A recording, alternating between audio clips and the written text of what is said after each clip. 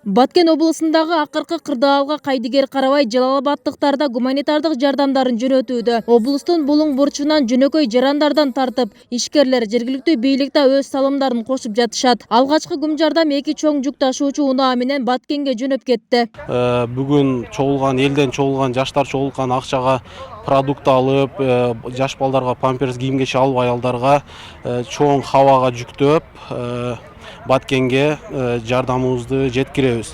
Ушу менен эле бүгүнкү күн менен эле бүтүп калбайт. Качан кырдаал эл тынчып, эки тарап сүйлөшүп, бүтүрүп, тынчтык болуп, өзүбүздүн жерлер өзүбүзгө кайткандан кийин, анан кийин жаштар кыймылы ошондо неме кылабыз, таркайбыз. Биз Баткен эли мененбиз. Баткен дагы кыргыз жергесине карайт.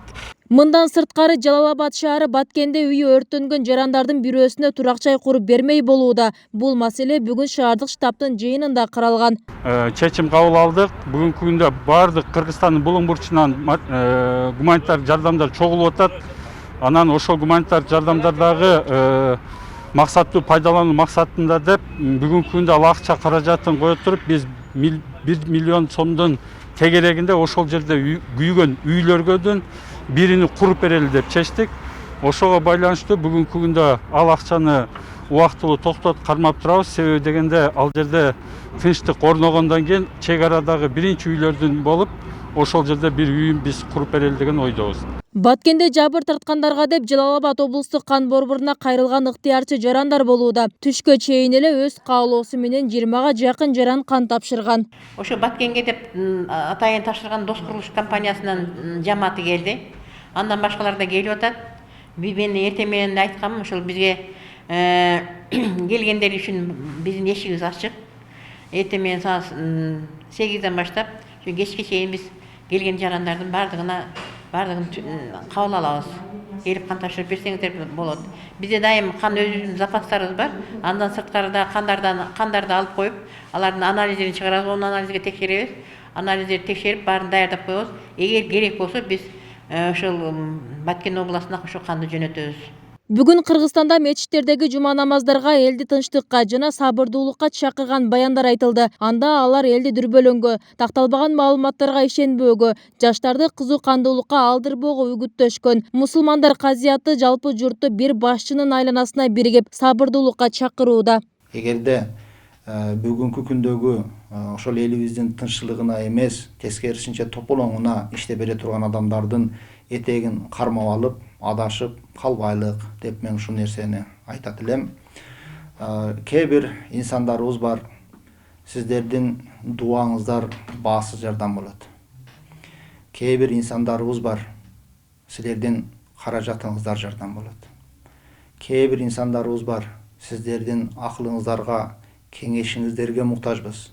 Мына сиздер акыл кеңешиңиздер менен жардам бериңиздер.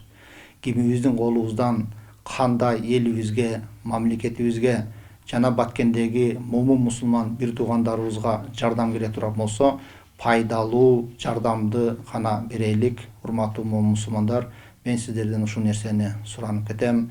Баткенде кыргыз-тажик чегинде абал азырда кооптуу болуп турат. Эки тараптан тең жоготуулар бар. Эксперттер жаңжалды коңшу өлкө биринчи баштап, оор аскер техникаларын колдонгонун айтып жатышат. Эки өлкөнүн расмий өкүлдөрү жеринде сүйлөшүүлөрдү алып барып, куралдуу кагылышууну токтотуу аракетин көрүүдө. Кыргыз менен тажикке тең азыр стабилдүүлүк маанилүү болууда. Айыл өкмөтүнүн деңгээлинде, областтык деңгээлинде, мамлекеттик деңгээлинде дипломатиялык мага жеткен маалыматтар боюнча тажик тарап ошондой сунуштарды киргизип атат.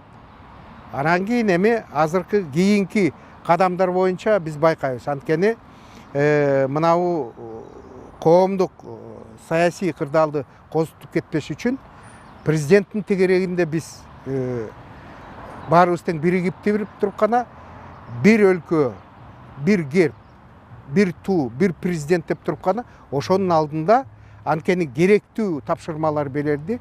Биз баарыбыз тең биригип туруп гана ошону тынчтык жолу менен чечкенге аракет кылышыбыз керек. Кыргыз-тажик чек арасындагы куралдуу жаңжал дүйнөнү назарына бурду. Эл аралык уюмдар жана коңшу өлкөнүн президенттери эки тарапты тынчтык жол менен сүйлөшүүгө чакырып, жардам берүүгө даярдыгын эскертүүдө. Бүбүсара Орозалиева, Шерзат Эгембердиев, 7 канал, Жалалабад.